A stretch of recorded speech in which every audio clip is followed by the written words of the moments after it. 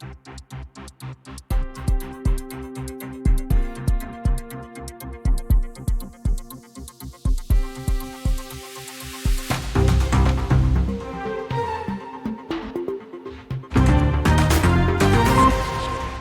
Council order, February 15th, 2024.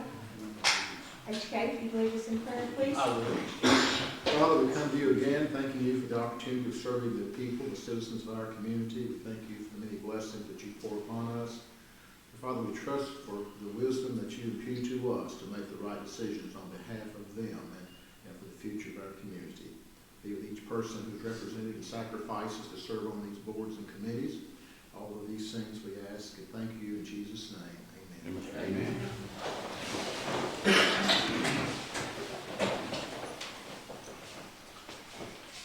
I pledge allegiance to the flag of the United States of America and to the republic for which it stands, one nation, under God, indivisible, with liberty and justice for all.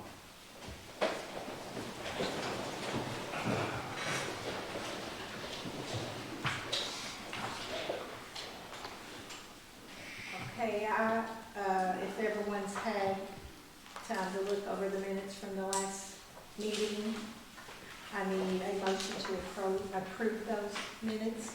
Motion. I need a second. Second. All in favor? Aye. Any opposed? First thing we have tonight on the agenda is Mr. Andy DeMoss is here. He's going to go over our audit with us, Mr. Moss. Yeah.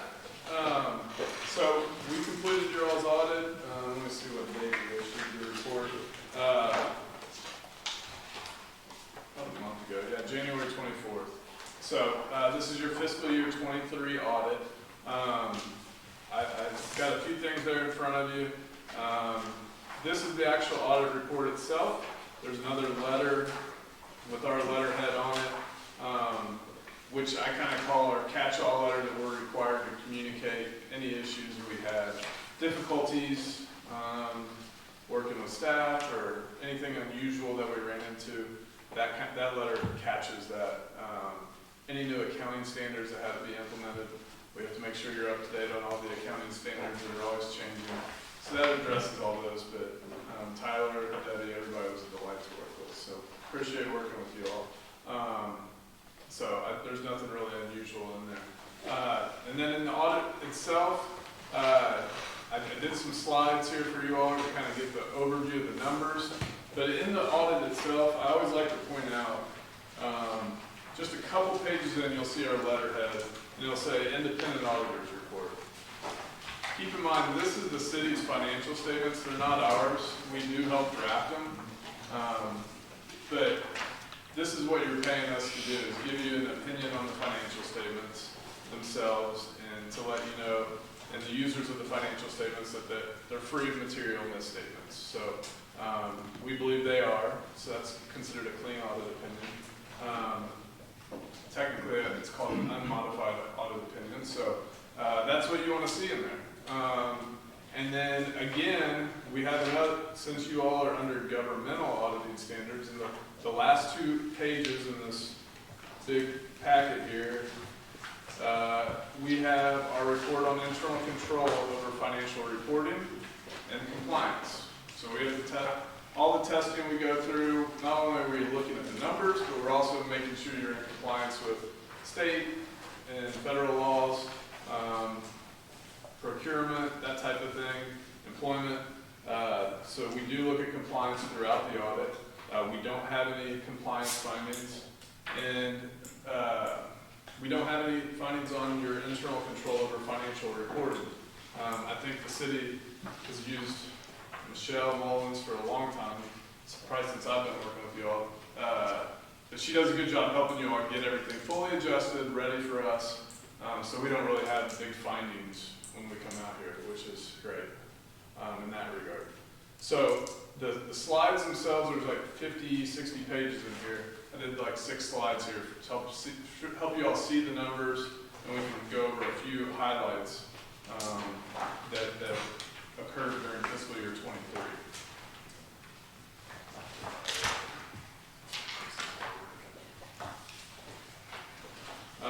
So the first slide is essentially the city's balance sheet, statement of net position. You'll see here assets decreased, and so did the liabilities. The big decrease in the assets was really depreciation, and then the decrease in cash in the utility fund. Those were the two big decreases that occurred on your assets. On the liability side, in previous years you had received ARPA funding that had to be deferred. So that was the big decrease in your liabilities there. So that's what you're seeing there if you look at this year compared to last year. The next slide 3, this is your net pension and OPEB liability. There's probably 10 pages in here about all this that came on about 10 years ago. I did the financial reporting. But it's shown as a liability of the city. These are pension liabilities, and the OPEB liabilities is the post-employment benefits, which is the health insurance for the retirees. So these are just estimates that the state gives us. They're not something we're coming up with. They're liabilities on your books. I always like to say, just keep track of what those contributions are for every dollar that you have in payroll, because that's really all you all can do. The city's contributed 100% of what you're required to contribute throughout the years. So it's just something to keep track of. But this is kind of how you see that liability changing. It's a big estimate based on life expectancies and all kinds of stuff. And a lot of that liability stems from state funding of the pension plan as well, or underfunding of it. Moving on to slide 4, this is showing your revenues for your governmental funds, which is your general fund and your road fund. So you'll see here, revenues are spiked up this year. As I mentioned, you had received the ARPA funding in previous years. It's being recognized as revenue. So the big increase there is your intergovernmental revenue. That you'll see in there, $361,000. The next slide's your governmental fund expenditures. So you had a big increase in revenues, and the expenses dropped quite a bit. The previous year, in fiscal year 22, there was that settlement that you all had, and that you'll see that in the general administrative section. So that was kind of the big decrease that you saw there from fiscal year 22 down to fiscal year 23. Everything else is kind of in line. Your capital outlay also decreased. Capital outlays, when you purchase new assets, police vehicles, and stuff like that, that's what your capital outlay expenditures are. So you didn't purchase as much in fiscal year 23 as you did in fiscal year 22. Moving on to the utility fund on page 6, you'll see revenues have declined. But again, this is the charges for service, those are consistent with the previous year. The decline there is in your grants. You'd received some more grants in the previous 2 years, so those have declined. And then the last slide here is your expenses in the utility fund, and those increased. Let's see, I'm trying to remember what those were here. Those just increased across the board. The sewer and water distribution increased. Saw that in different areas, but just more expenses last year than previously. But overall, in the utility fund, I was also looking at page 18 in the audit report, which is your statement of cash flows, and it does show your operating activities at the top. So what you're collecting from your customers and what it costs to provide those services. And the operating activities provided $228,000 of positive cash flow. Your principal and interest payments below that were about $500,000. So it wasn't quite enough to pay for your existing debt. There was no new debt incurred in fiscal year '23, but that's something to look at as you look at rates and things like that and your expenses in the utility fund. That's the readers. Exactly. Yeah, so you keep an eye on it, make sure it's enough to cash flow, right? But hopefully the rate increase is enough.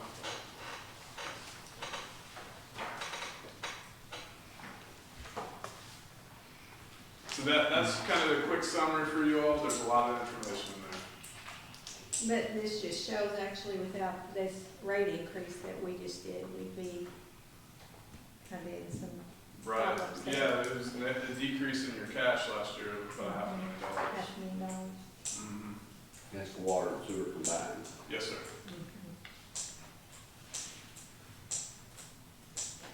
So in simple terms, they lost $500,000 last year in revenue. Well, they didn't lose in revenue, they just, Yep. The expense was up so much higher that it cost us. Expenses, yeah, like everything else, everything's getting expensive.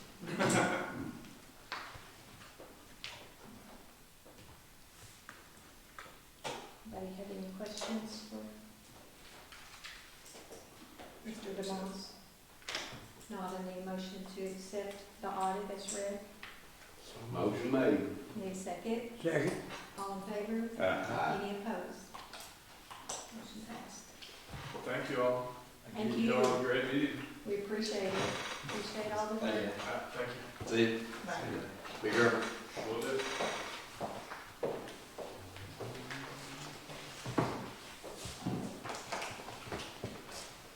Next thing we have on the agenda, we have Mr. Clint Bowles here. Clint's the chairman of the IDA board, and he's just gonna talk a little bit and give us a little bit of insight on the IDA, what goes on. Well, I didn't know I was an official agenda item until earlier today. But I didn't really prepare anything. Your legal counsel can speak to a lot of the I didn't prepare anything either, Clint. yeah, but he's good on the fly. But I'll give you a little bit of history, and more than anything, questions or anything, I'm here to hopefully answer the best of my ability.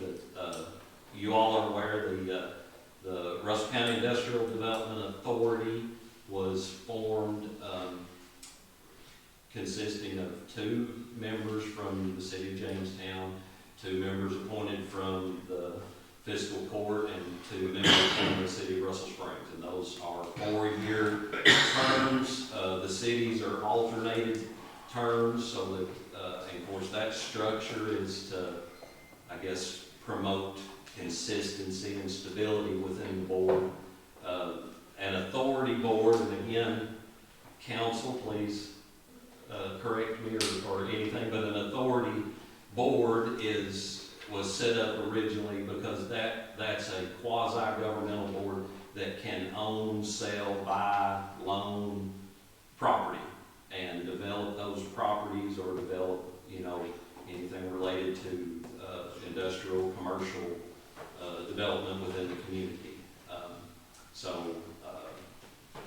The original founding members of the board were, of course, the 3 governmental organizations, and also the Bank of Jamestown, First National Bank, Dual County Telephone, and Chamber of Commerce. And they were financially vested, and you all probably remember every year you get a little nice letter from us that asking for your contribution.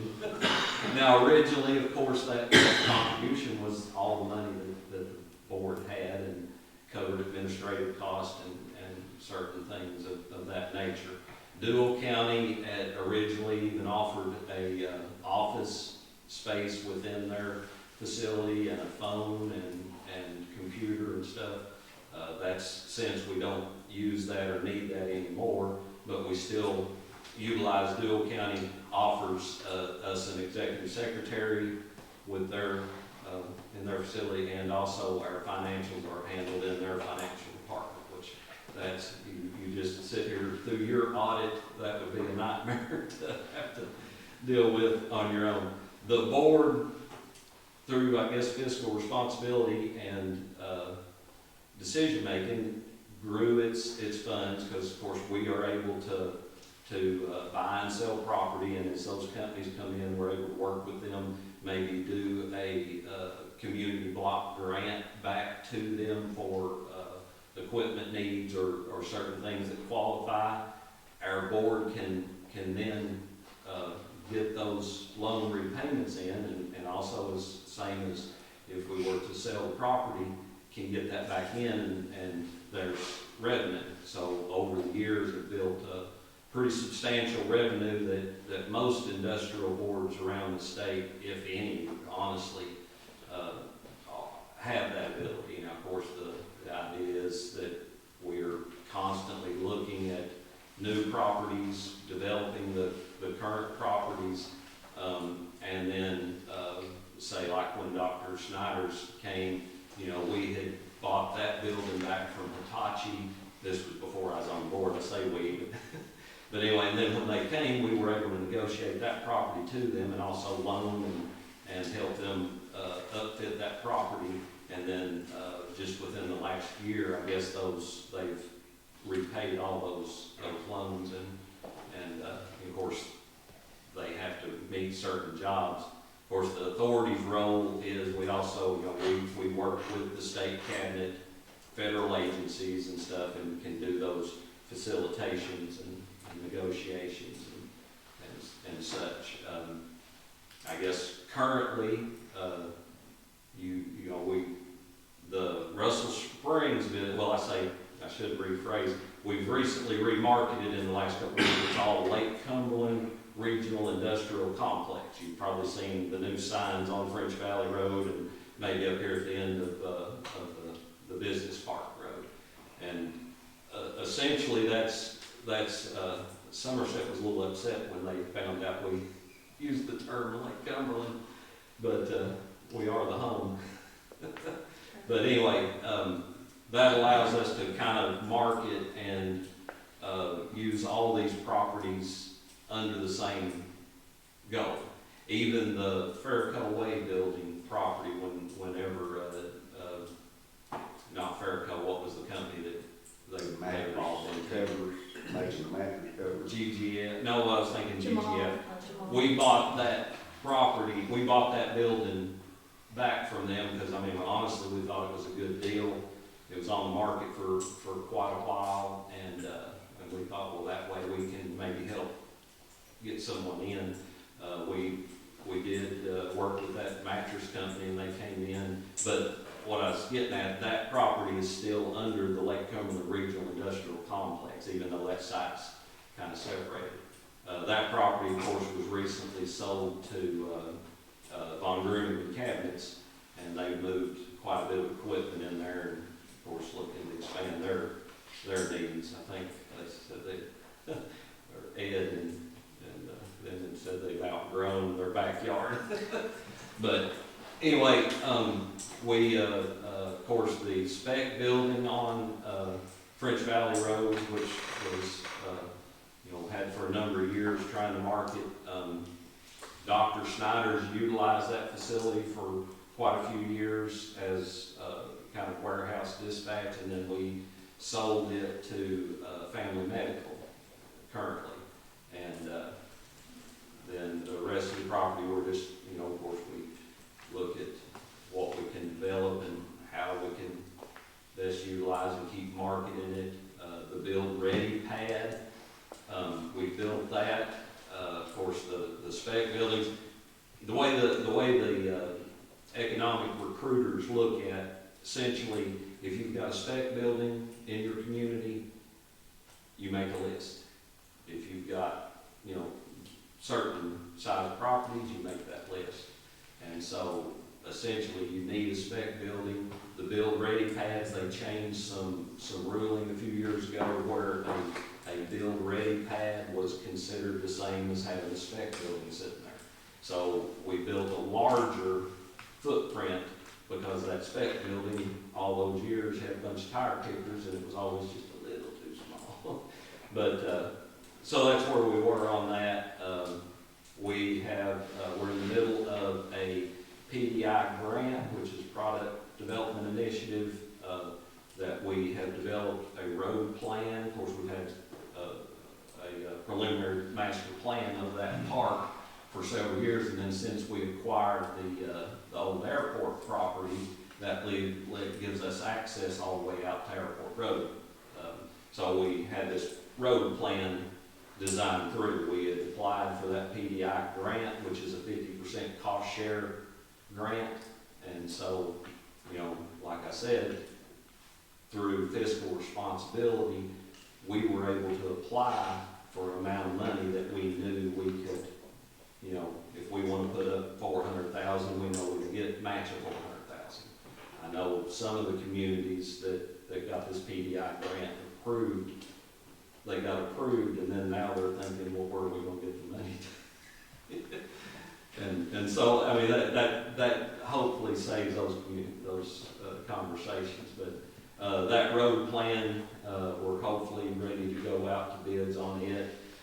We have also recently entered into an option agreement with the City of Jamestown, the county, and the City of Russell Springs on their idea of, you know, sports complex, developing a sports complex on some of that property. But we're, of course, as the board, we're looking at new properties, new avenues, where we can go and stuff. You know, there's been other PDI grants out there that are 50% cost share.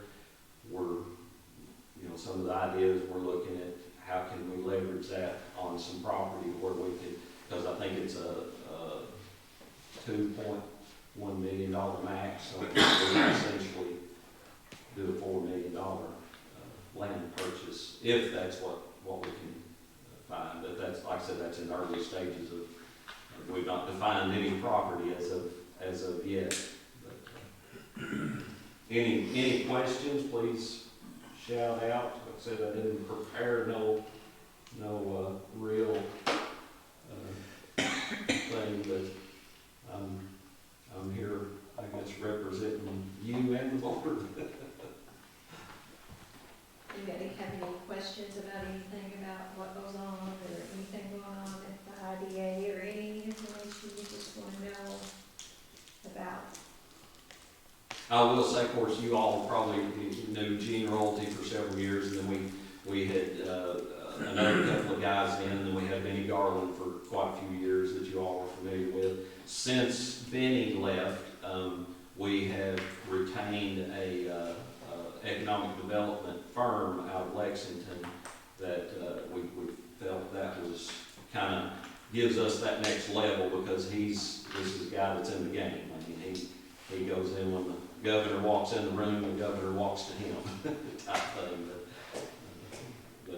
But anyway, he has since, we have him just kind of retained on a contract basis type deal, so that he responds to you know, RFI's request for information for the community. If we get those in, of course, Tyler works, I guess, intimately with those programs. Yeah, I don't do much with the IDA board at all. Yeah.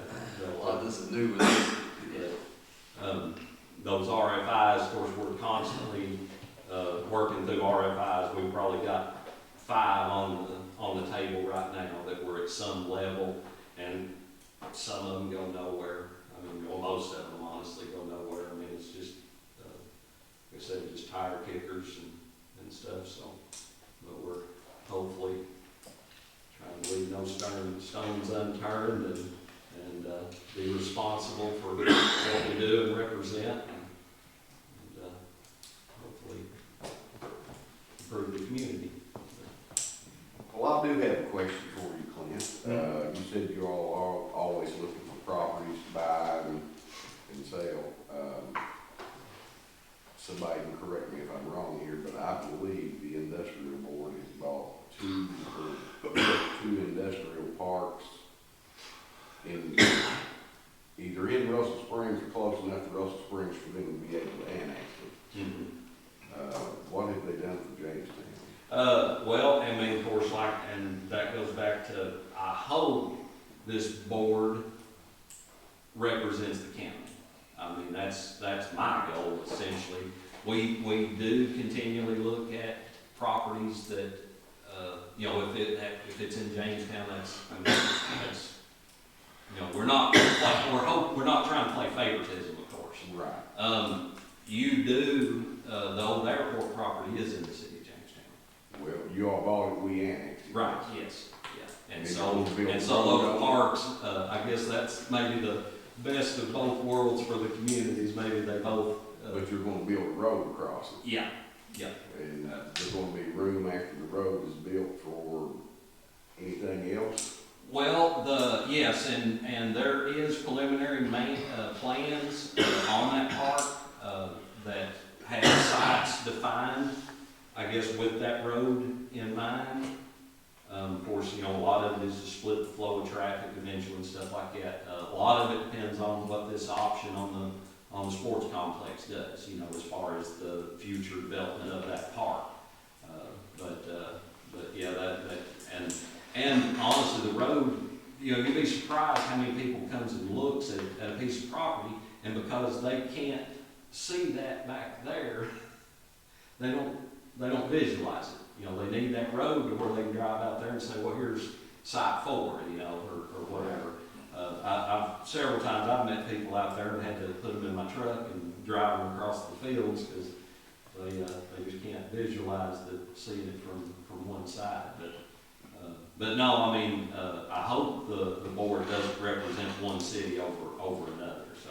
Well, and I understand what you said, that's, the board is there for the betterment of the county, and even if something gets built in Russell Springs, it's good for the county. Right, yeah, it's job creation. But us as the mayor of the council for Jamestown, we're looking, Well, and like I said, we're looking,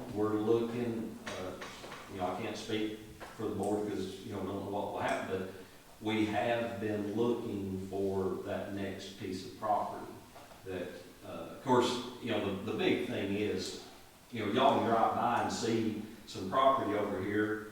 Well, until you do some preliminary engineering on that property, there may be 50 acres, but only 10 acres of it suitable for any kind of commercialization. Because how our land lays around here, it rolls, there's drainage, creeks, and all that. So we look at the properties, and then we do our preliminary studies, assessments on those properties, and then you have to look at, well, what utilities can get to these properties, because you need a certain level of water, electric, gas, and that's not everywhere in the county. And so if it's not, then you're dealing with some federal money to try to do a big infrastructure project to get those utilities into it. Of course, with the accessibility to the pump station at Fruit of the Loom, and then French Valley Road, they run the gas down through there, and RECC has plenty of service there. That park has it. And that's one of the things we've run into is other properties we've defined. You're looking several years down the road trying to get the infrastructure into them. And of course, that's a problem we hopefully try to address. But no, I mean, to speak to your point, I mean, there's no city boundaries as I hope as far as the board's concerned. right, and I understand, like I said, if it comes in, wherever it comes in at, it's good for the entire county, Jamestown included, but, we are also gotta have new sources of revenue here. Well, and we've, and I've had this discussion pushing it too, to make sure your all's property you own there by the ambulance service behind the Fairco building, we market that, and it's a good piece of property, and we're trying to market that. Discussions come up on your other piece of property that's on the other side of 127. The old daddy farm. Yeah. Yeah. And so, I mean, that's what our board's for. I mean, if we can help develop, help infrastructure, help whatever. I mean, you know, anybody got any ideas, of course, it's a public board, so come to the board.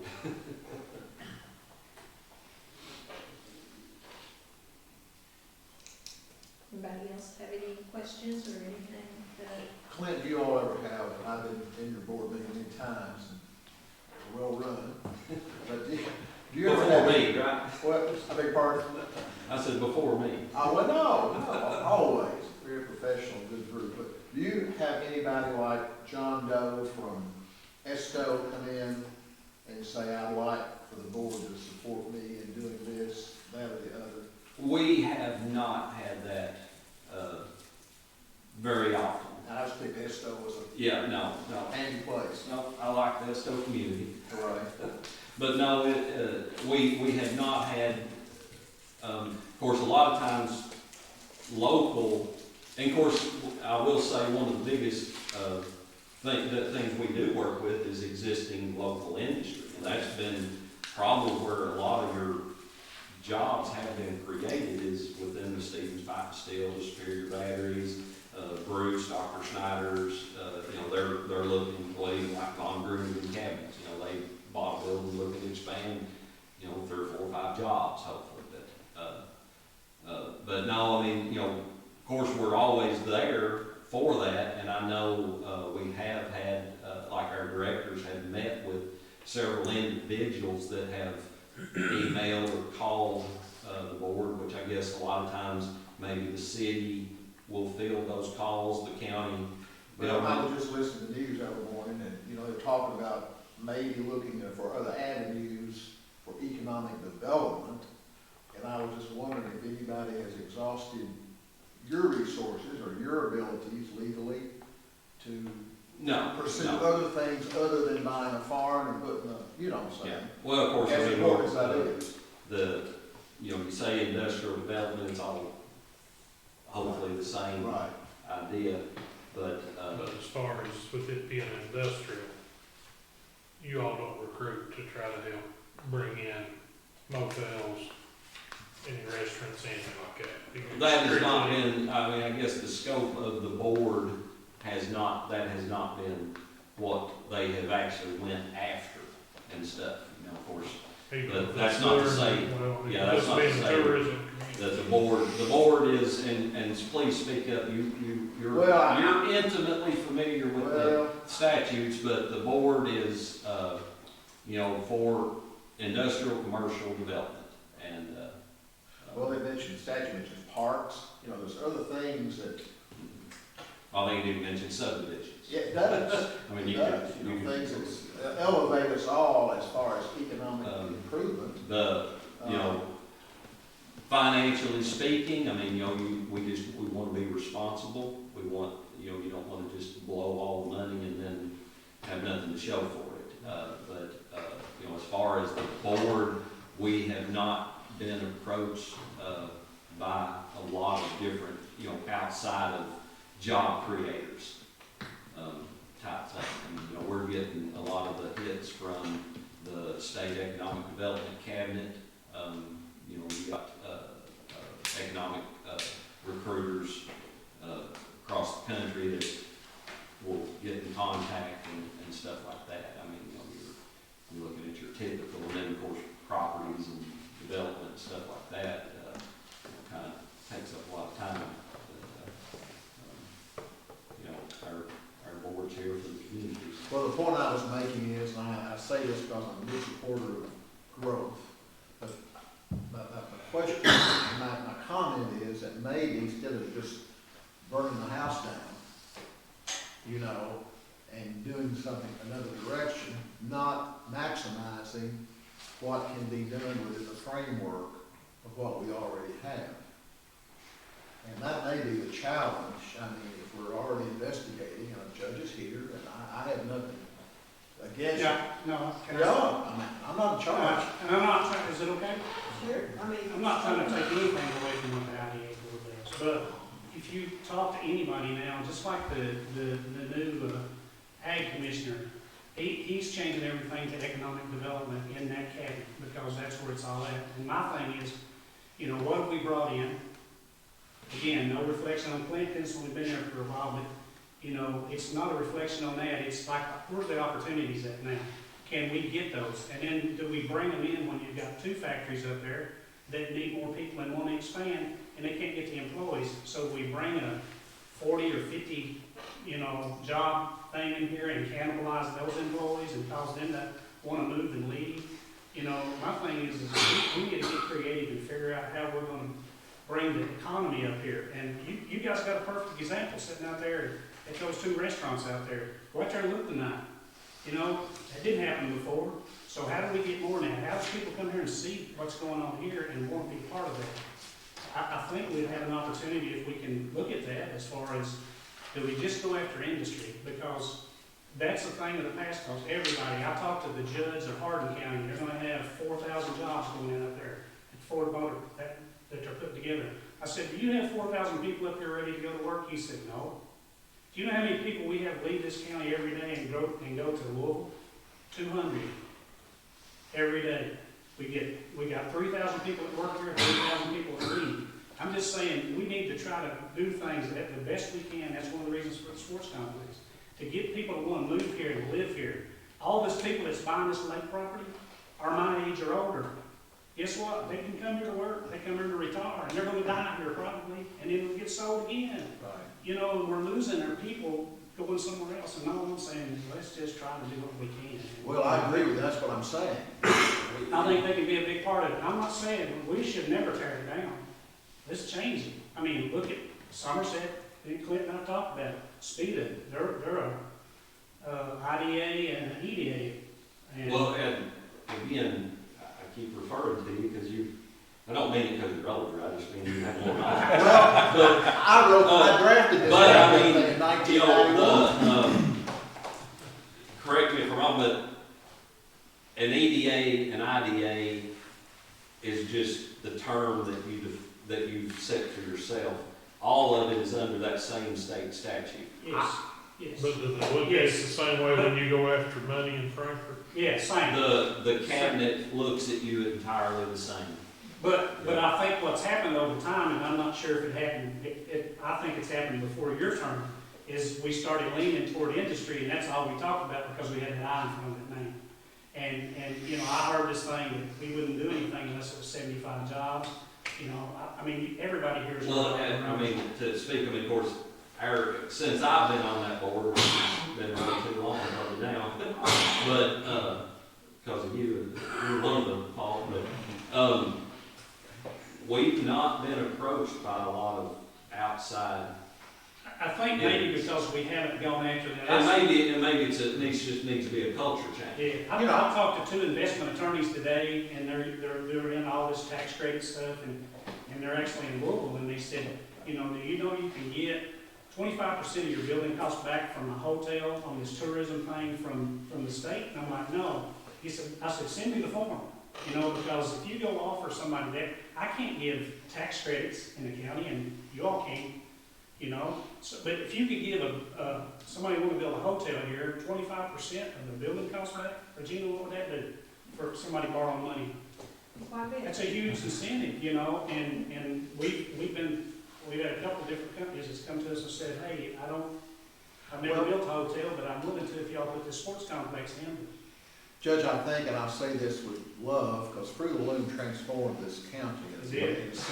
And why we have emphasized this is a desperation to replace those jobs. Exactly right. Yeah. We bent over backwards, we bought, we sold, our people can do anything. We've got the smartest people in this county to make money and manage. You don't see any corruption, you don't see anything, but if we could just use what we've got and shift emphasis away from strictly wages, right, that I believe that we could solve our problem and satisfy people for us. I don't care where a factory or a hotel goes. I mean, we got our own thing, but we're not, I don't feel like developing this like we could, Clint. And the reason is because we had such a mindset, we've lost 3,000 jobs, and now we've got to come back and replace some. Yeah. And we'll do anything in the world to do that, and it's incentives, it's Dr. Snyder, it's Stephen's 5 years, grow. you're right, we can't fill up what we've got. No, we can't. And I had a conversation Tuesday and today with the judge from Wayne County. They got a deal over there where they invested some money to do a software deal, something. And he said, Randy, he said, you know, they say it's $29 an hour. And he said, but it's $15, $16 an hour. He said, and I said, I know how it works. You give them all the six-figure people's jobs, you put them in there and put that in the average, makes the average higher. And he said, so it's not, you know, he said, I don't know if we can even fill them. All I'm saying is, you know, I look out here at what Jamestown's done with these two restaurants, and my hat's off to them. It's the middle of the winter, you all, and that square is full. That's true. You can't find a parking spot. So what's it tell you about what we're capable of doing? If they can do it in the middle of the winter, I don't know what's going to happen sometime. I'm just hoping somebody drives through here and sometime says, man, they need some more restaurants here. I got just the person that can do that, and I've got some money. So that's the thing I think that we need to start gearing toward and looking at, and maybe it just got sidetracked at some point, and that's all we do I is just think we've concentrated so much on factories. We try to replace, like you said, we We've try to always replace. provided. Well, there's a lot of financial need when you look at developing a factory, and like I said, Oh, yeah. infrastructure and stuff like that, so, I mean, it does take a lot of focus. I will say, you know, he talks about the square down here, which I asked at Kevin Shear's office if they validate parking now. But we've had several, people come into the community that we drove around and looked from the industrial board, and every one of them, we drive through Jamestown, and I think they just imagine a Hallmark movie, because they just talk about how, boy, I bet this place is bustling on the weekends and stuff like that. So, It is now. it's a good selling point, because most all of them, of course, that come and look here, they want that, they're looking for that rural environment. I mean, you know, we can all sit here and say, you know, well, Bowling Green has this, Louisville has that, E-Town has it, but every one of them would like to be right here. It's just, You know, speaking on the complex, that's in spring and through the summer, that's what I do every weekend. I'm going somewhere umpiring, you know. So I see what kind of crowds and people they bring in.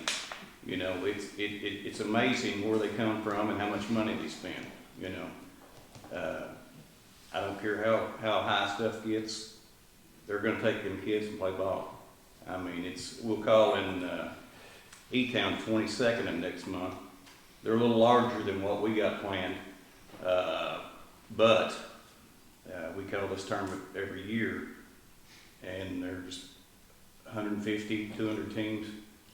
And last year the championship game was a team from Houston, Texas, and Kansas City. Was what it was. Now they're got well started. I mean, they started well. They've run this for a long time. It's all turf. It's nice, but getting that in and getting somebody that's going to create a few jobs during the summer, and then somebody's going to have to run it also, you know. But you can get teams like, if we get that, we will get at least one hotel. I guarantee you. It's just amazing what people spend on the kids to play ball. We can't even do fishing tournaments here because we have no place for people to stay.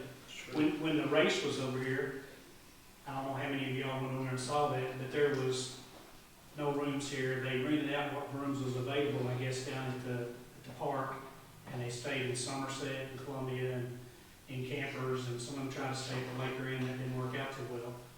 But, you know, they were just begging, and they were like people that's never been here, and they said, oh, you have this beautiful lake. No, you have a nice track here, but you got a beautiful lake. So it's like, we've got some things that, you know, we have never really spent a lot of effort trying to promote and get here. So. But I think the statute's broad enough, Judge and Clint, to cover about anything. It talks in terms of commercial facilities. That's anything where people make money.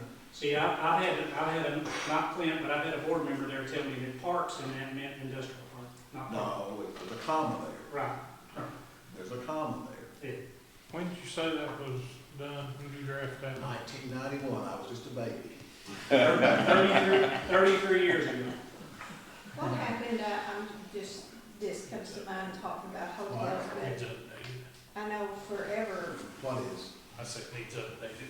Well, I'm reading from the ordinance, not the stat, well, I've got the statute here. Yeah, I mean, it's probably, sort of like what the others have said, I think it needs to be looked at. So there's economic development and the IDA, EDA, IDA.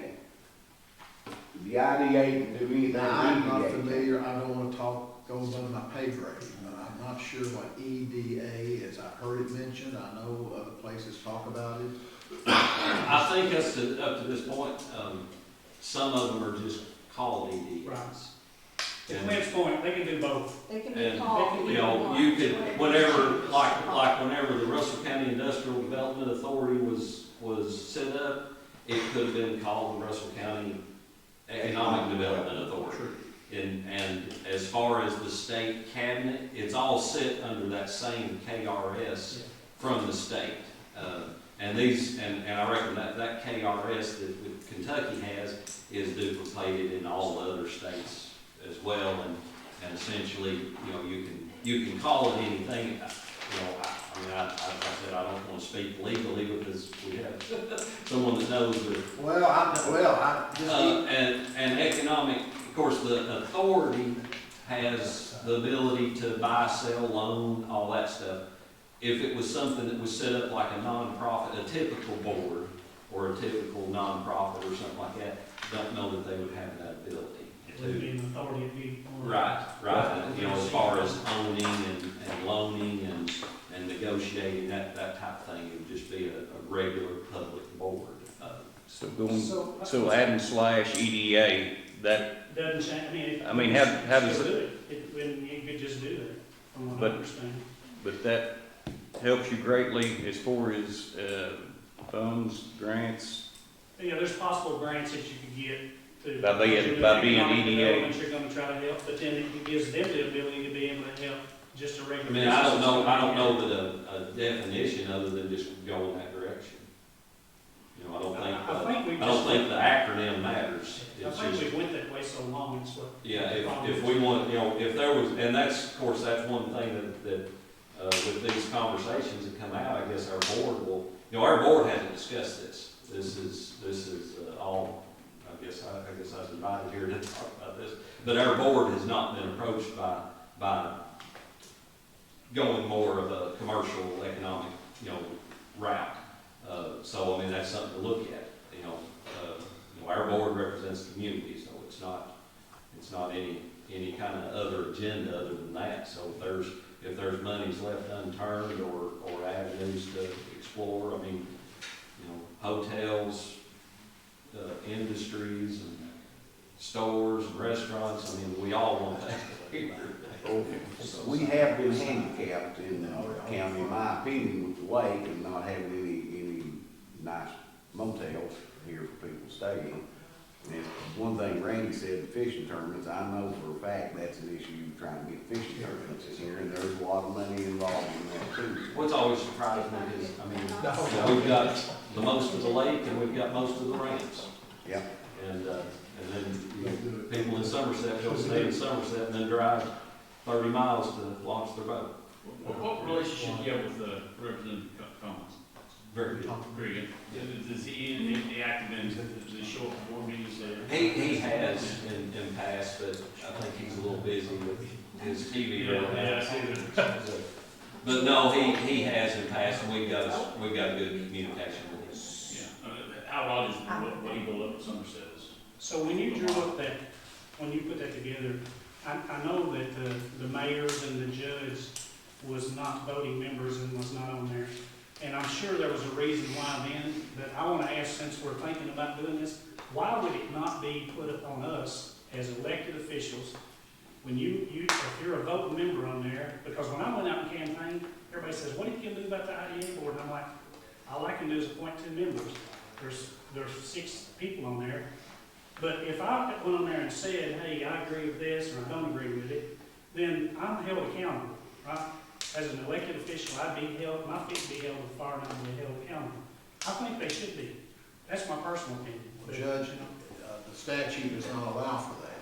Doesn't allow for them to be It does voting not members? allow for a public official from any of the appointing entities to be a voting member. Okay. And we had an issue, or even an officer, of the appointing, unit of government. Right, that's in cannot- the ordinance. No, that's in the statute. Okay. That's in the statute. The ordinance was just verbatim, I mean, I didn't leave anything that I know of out of the statute. But that, and that's just like Clint said,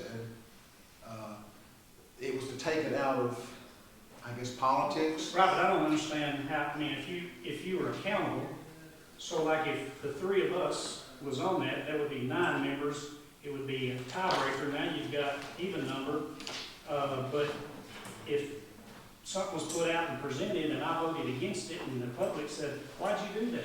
I have Well, I to make understand decisions. that. But no officer of the appointing entities can be on the board. And you know, Mayor Russell Springs, he's got good guys on there, but I think one of them was an officer of the city. And my concern was at that time, and I got into this situation with the airport board one time. It was improperly constituted, and we lost a bunch of money because our board was improperly organized. And if you have some member of the board that should not be on there, or his terms have overlapped or whatever, and whatever you do is voidable. And that was my concern, and I think that's been corrected now, and I think wisely so. I don't know who Russell Springs, who represents him, but you cannot have an officer of the city on the board. I think we all understood that.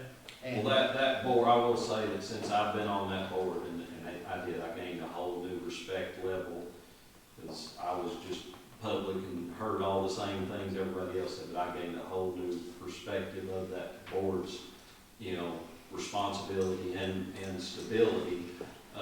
Politics was never inside that boardroom, and, you know, like you said, Tony, about Russell Springs may appoint these members, Jamestown may appoint these members, but when we come in that boardroom, it's for the whole community, and it's never been Makes my point. a disputed sway one way or but another. Judge, I think it's a good thing that the elected officials go. There's nothing that says it's not a closed meeting. No, not that. You could But go, you know, like I said, it's easy for me to blow it off. I can say, oh, well, those other 4 members voted for that. And my guy, I mean, Clint's my appointee, and he's the chairman of the board. He doesn't have to vote before, I think. He's Well, you can independent. tell him to. I don't know. Everybody else does. What did you appoint him for? That would be really deep. That's what he's questioning himself. Hey, Clint, do you all ever have, I know you said, I mean, you really talk things over and look at it, like, really look at it close. Do you all ever have any ties or anything that needs? That has not happened at this point. Since I've been on the board, it's not been, it's, like I said, this board has been very good. I mean, if we have any dissension whatsoever, it gets hashed out, and I don't know that we've ever had essentially a tie vote. We have always had very good people on the board. Right now, we got great people on the board. But, I mean, it's usually discussed to the point, by the time it comes to a vote, everybody's kind of figured a consensus. Just going back, I guess, a little bit, when we're talking about a name change from IDA to EDA or combining them both, a question I just thought about was, what about the funds that you've already got that's been committed to that, if you get into a name change? Well, I mean, of course, we're a legal entity, so that would open every bit of that back up to whatever, I mean, you know, in you know, whatever's in the process, you know, I don't know. Reallocated. Again, I'll defer, but we, you know, of course, you've got federal and state and different Well, things. guys, I've gone through this. It would be a tremendously difficult thing to dismantle the board or even change. I don't it. think it ever changes, man. How would you want to do Well, okay. that? Yeah. But if you could superimpose the EDA on top of what we got and go a new direction or a different direction or It's a like, additional here's the deal, we just talked about it. economics, right? If we could bring some business in here. Now, our IDA board, we're in the education business because we're gonna do a building with the school. That's, you know, how many jobs does that create? Because to me, a job is a job. Exactly. And you all collect occupational tax if it's in here, and the county collects it no matter where it's at. So that's a big deal for me, and then I don't know what that'll create, but, I mean, how did we get off, and Clint may be able to answer that, you've been involved in that, right? From where it started to where it got to now with the Seed Academy. I know Yeah, I'll give you an update on the Seed Academy. We're fixing to take it out to bids.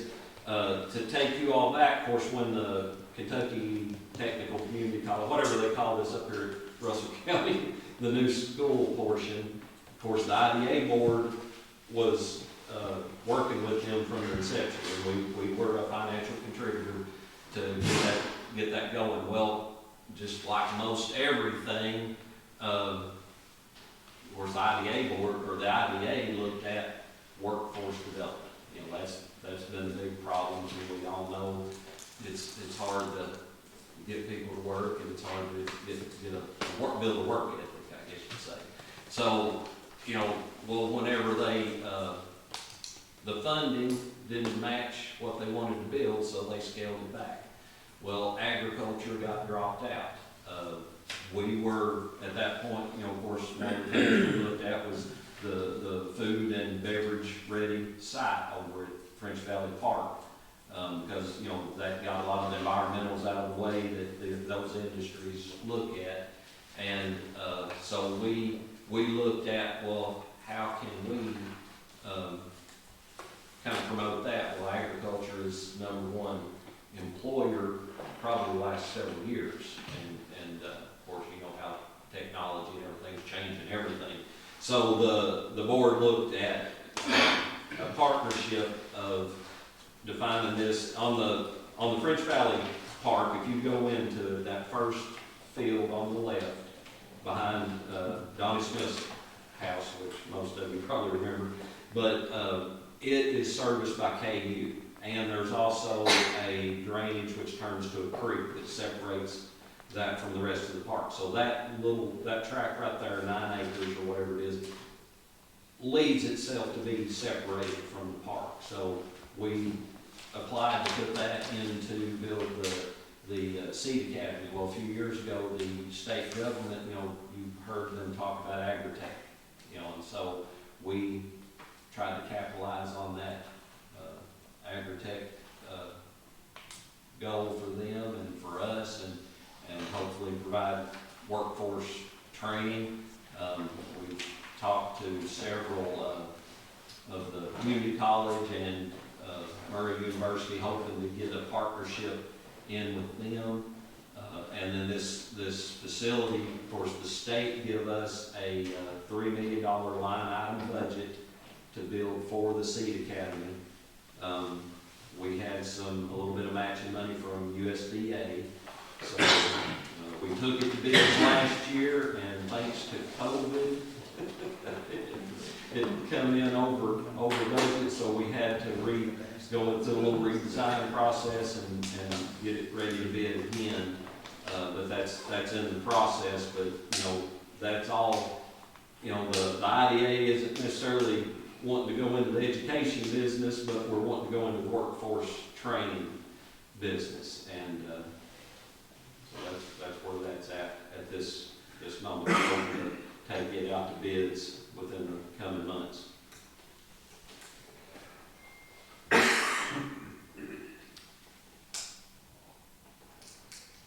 Silence.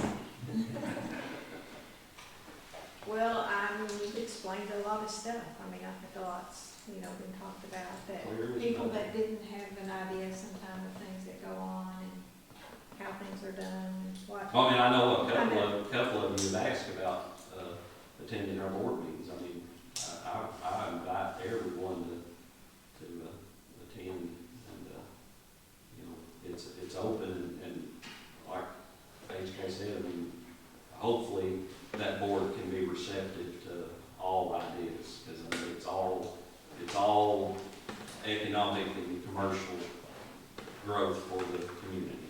And the crucible. proof is in the pudding. We made a tremendous amount of progress. Job creation, the issue is whether or not we need to transition to different. To me, it's about creating jobs. How do we do that? Jobs coming in forward. What's the easiest way for us to create jobs? Well, I'll again reiterate, I mean, our board has been very responsible and fiscally responsible, fiscally smart, that have grown those coffers.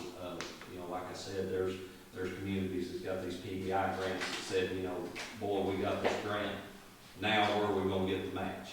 And other IDA boards, you know, they just don't have the money to do anything. And, you know, we have luckily been able to, you know, match, you know, if there's those grants out where we can match a grant for a loan to make to someone or sell a piece of property, it's, you know, hopefully helps the community in the long run. This has all been informative. It's, we all got the same goal. I mean, we want to bring people in, spend that money here. But there's a lot that we need to talk about, and I think that we would be well suited to go into executive session for a little bit and discuss this. I'd make a motion that we go in. Motion made by Barry, Mr. Coffey, to go into executive session for KRS 61.810. I'll second it. We got vote, all in favor? Uh, Any opposed? Okay, the board will go into executive session. Y'all are welcome to, we'll have to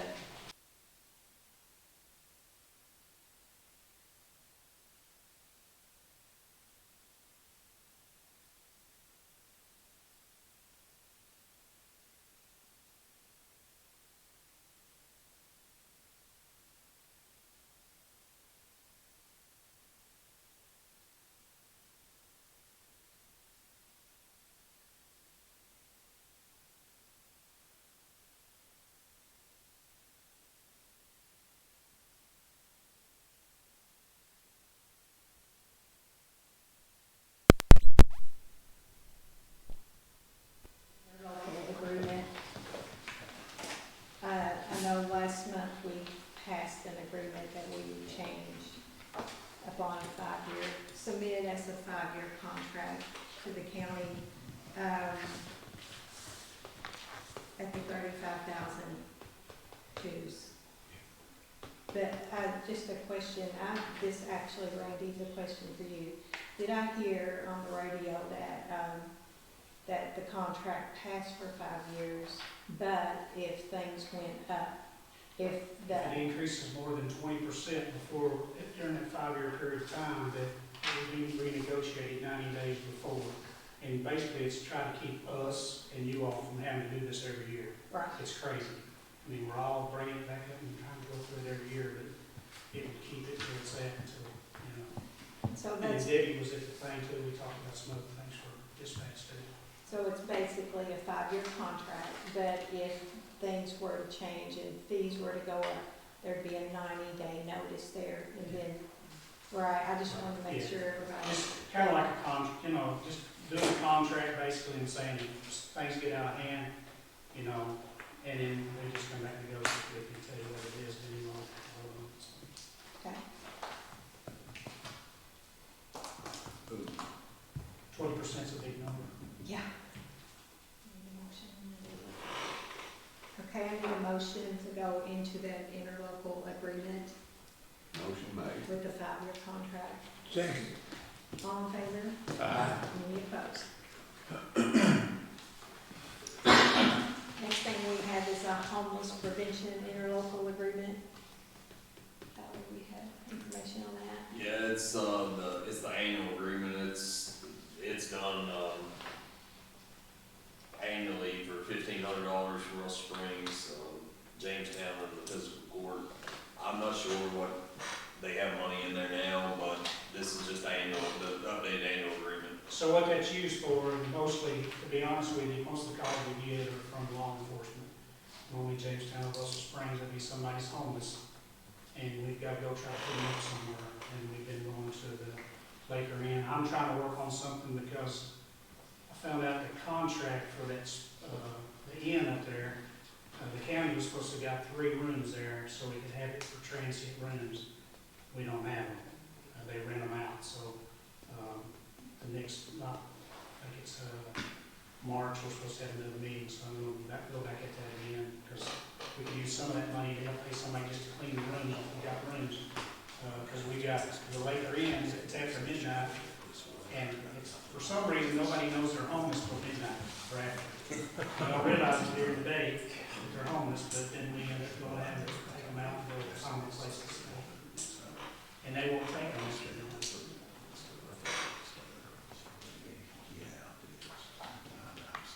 So I just need a motion if you want to continue on with the agreement, the homeless $1,500 that we put in every year. Motion made. Motion by William, I need a second.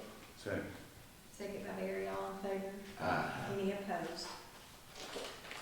This is gonna look really odd, but, I'm gonna make a motion that we go into executive session to, over some litigation. Yeah, I didn't address it when we did. It concerns a letter I got off of a lawsuit. I'm bringing it up. It went on the agenda and I forgot. I believe it in town. Okay. Can we do that at the very end, maybe? Yeah, let's do that At at the the very end. end, okay. Okay, let's do that at the end so we can. Okay. I apologize, I just forgot to do so. The only other thing that I have that I just want to mention that we have, the county does a community egg hunt every year to be together for all the kids. Well, I don't even know, I went last year, it was at Russell Springs Park, I don't even know how many kids are there, but there's tons. And they get together and they hide eggs, and all the kids throughout the community get to be a part of it. It's a big thing, and they do a great job. They're doing that again this year. It's at the fairgrounds. Date on that's gonna be March 23rd. Anyone that wants to, well, we've already talked, we're gonna buy, I think, a batch of eggs, and then we may set up a table up there. We did last year, we handed out water and different things, but, anybody that wants to volunteer, they're asking for volunteers to hide eggs or to just help out in any way. And, Randy, you know what time it starts? I think it's 11 to 2. I just had the day, but I didn't have the We'll time. get some flyers out on it. And what happened was, I was doing it before, and I had to change that, and the counselor up there can tell you that that liability would have came back to me because my name was on it. So the physical court agreed to do it. So we've got the banks that's putting money into it. The city of Russell Springs has already said that they're going to make money. Of course, if you all do something, that's good. But now it won't be as big a burden, but I'll still put what I need to put into it too. Because Regena just said it's pretty amazing to see all those kids and the people there, and it's a community-wide thing. It's not just, since COVID, people didn't have anything to do, but for them to get to go up there and hunt eggs, it's kind of amazing. We did it in the city park, but they put turf in there, so we're gonna do it at the fairgrounds this time because we couldn't hide eggs up there again, so. So that's March 23rd, and I'm sure they'll have more advertisement and stuff come out as that gets closer, but just keep that in mind. The last thing, I just have a comment, I guess, on which kind of come from our audit report tonight is, water bills being raised across the board. Kind of, when we read the audit tonight and the auditors here, it kind of shows that water rates had to be raised. And that wasn't nothing that anybody ever is in favor of wanting to do. When it has to be done, it gets down to your chemicals has went up astronomical. You can't buy chemicals, you can't treat the water, and then where you at, you have no water. So it's down to the point of either you raise to where you've got the funds to pay, and you try to keep it as slow as possible, but that's what our audit's for, that's what our engineers are for. They do the rate study that determines what these rates need to be, and with the audit tonight, that just shows that, that was part of why the rates were increased on the water, so. And the mayor and council don't give any discounted rates on the local water. We pay Now, them my too. water bills up high, I fussed about it, We pay them too. especially session, I have to pull Like up. we're paying extra. Then it's really, anybody here have anything that they want to address or talk about before we make a motion to adjourn? Got to do his. Oh, I'm sorry, we did. This won't take long, I wanted feedback from the body on this. Nobody has anything, we can. Yeah. Okay.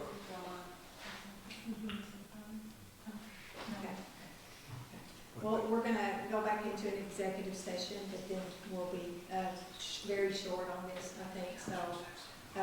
Executive session KRS 61.810. Murray made the motion. Go to the second. I need a second. Second. Okay. Thank you all. I should have got my supper. No action Say was did. taken in executive That's session. what he did. You say something about a motion to adjourn? Y'all ready to go home? Yes. I need a motion to adjourn. Motion to adjourn. Second. Third. Everybody's trying to get in there. All in favor? Aye. Any opposed? All right, thank you all. Thank you. Go back. Well,